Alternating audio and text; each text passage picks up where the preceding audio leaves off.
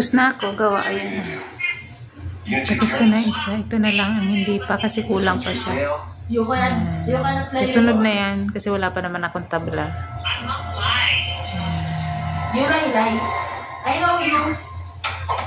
Diba ganda na?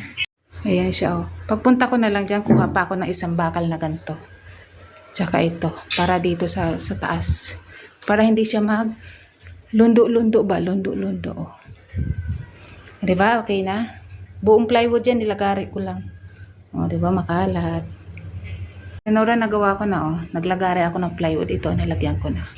Oh. Kaso kulang siya ng ano, ng isang ganto para dito. Dito, oh. Ayan, oh. Oh, charan. Kulang siya ng isang ganto. Yan, yung bakal na yan. Tsaka yung bakal na yan sa gilid.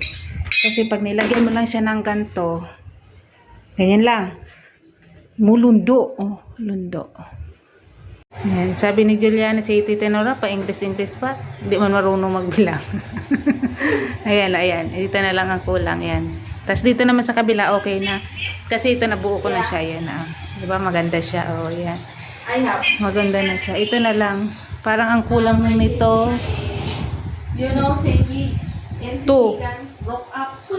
Two, tapos dalawa din doon sa ganyan. Tapos dalawa din ng pahabang ganun. Tita Nora, nabuo ko na yung isa, oh. Ayan. Buo na siya. Charan! Ang dami pang kulang. Natawa talaga ako, oh. Oh, ayan. Buo na siya. Tapos buo na rin sa side. Dito, kulang na. Kulang na din. Oh, ayan. Pagpunta ko na lang dyan, kukunin ko ang kulang na.